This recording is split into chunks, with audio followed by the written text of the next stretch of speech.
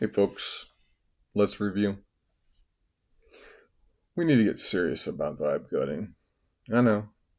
We kind of need to be open and honest about it a little bit in a way that I think a lot of people haven't been open and honest about it.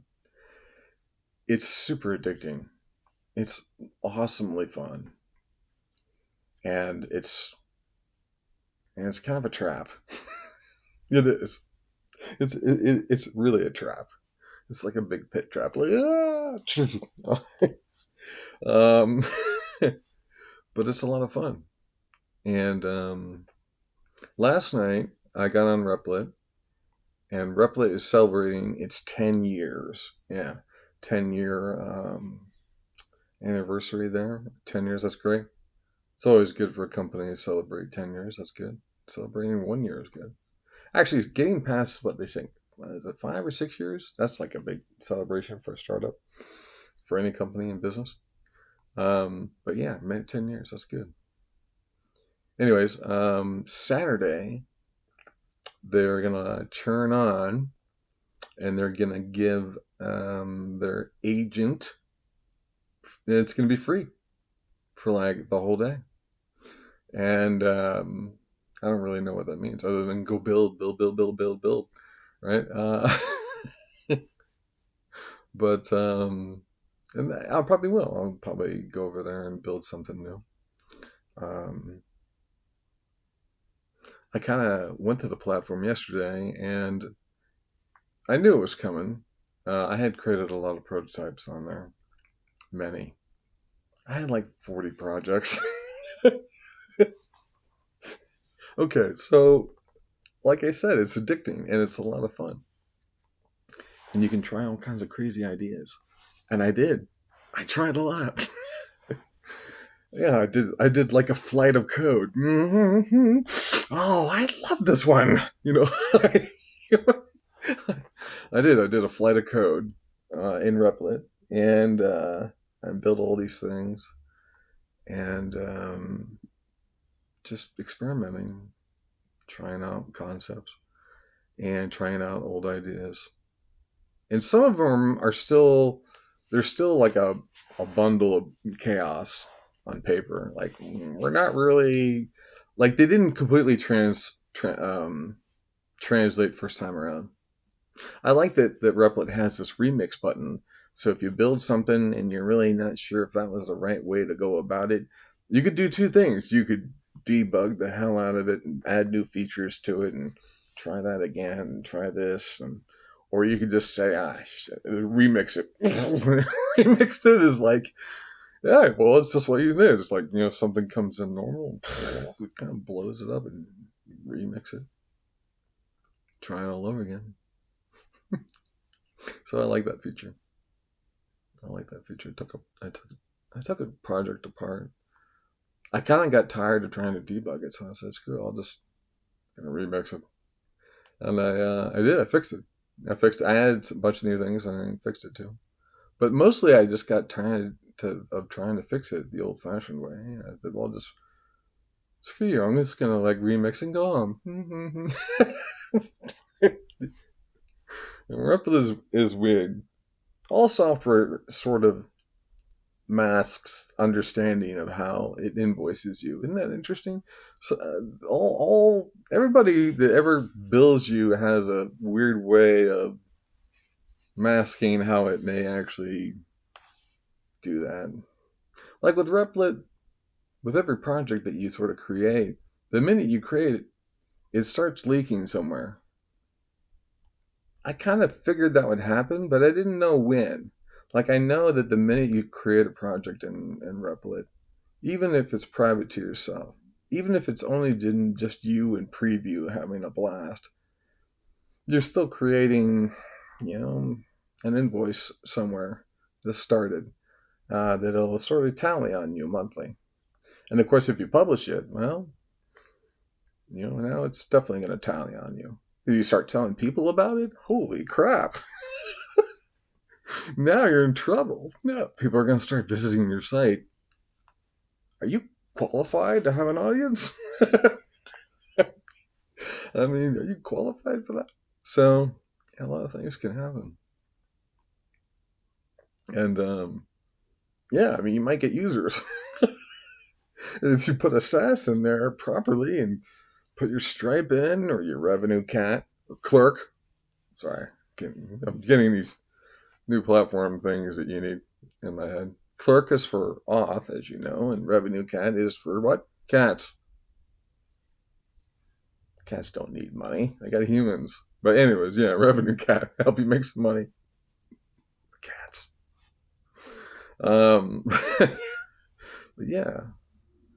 So then you get users, and then you start getting a bigger bill.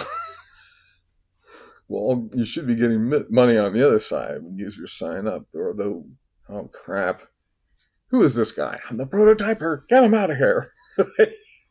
That's what I am. I'm kind of the prototyper. I didn't mean to make that cool thing so cool. I'm sorry. Yeah, I always have to think about that sometimes, apologizing for making something look really cool or have a lot of fun with that idea. Sorry. I didn't mean to tap into your wants and wishes so easily. Sorry about that. And of course, now they have a problem. Oh, another thing I had to subscribe for, you know? But yeah, vibe coding's a blast. And I took to it a little bit like AI art, you know, kind of the churn of it, you know. Making art was a lot of fun. AI video was a lot of fun. But vibe coding, you know, was a different. That's a different kind of experience. And of course, the guy who gave us vibe coding just recently gave us cozy coding. So you wanna get cozy. Oh yeah, cozy coding. Yeah, that's just coding with someone you love. Just coding in English. That's the latest, programming language. Just English. That's the other thing. That's kind of funny. Um, the other thing, this guy, Andre Kapathi, I don't know how to say his last name, but he said most AI advice um, depreciates after 6 months. So any AI advice I give you today, make a note that it unadvisable in 6 months. So make a note not to listen to this. But that's pretty wild. But that's consistent with the arc of innovation that's kind of happening already. It's been happening. In like 24, yeah, easily.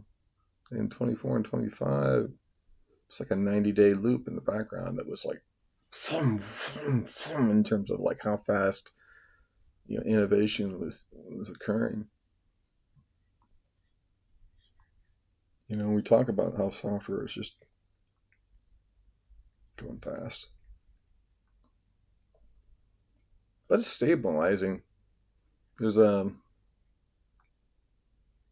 more innovation coming, more AI agents, more sidekicks, different sidekicks, more side quests, different side quests, more vibe coding. Actually, there's a lot. There's some significant hate out there for vibe coding. At least I've seen it. Of course, if you look for the pattern, you're going to see both sides of the pattern. And I look for vibe coding stuff a lot. I like to.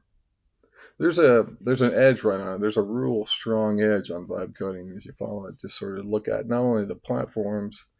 It's actually less about the platforms, and it's less about the battle between Claude and say Codex versus Cursor versus Lovable, and then there's Replit, and then you got Rook and Emergent, and then it's like pick your platform. There's a dozen platforms, right? But Claude typically rules the roost in a lot of ways, and Codex is definitely taking a share. I think, at least from the channel of noise over the last.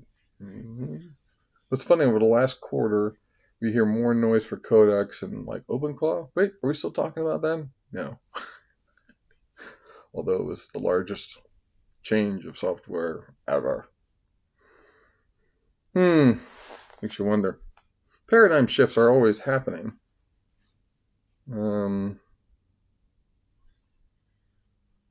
I think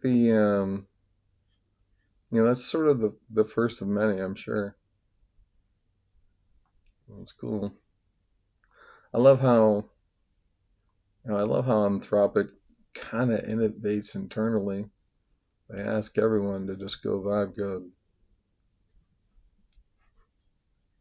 I saw a video yesterday online of a whole school of kids vibe coding, and they were all creating different things. That's awesome.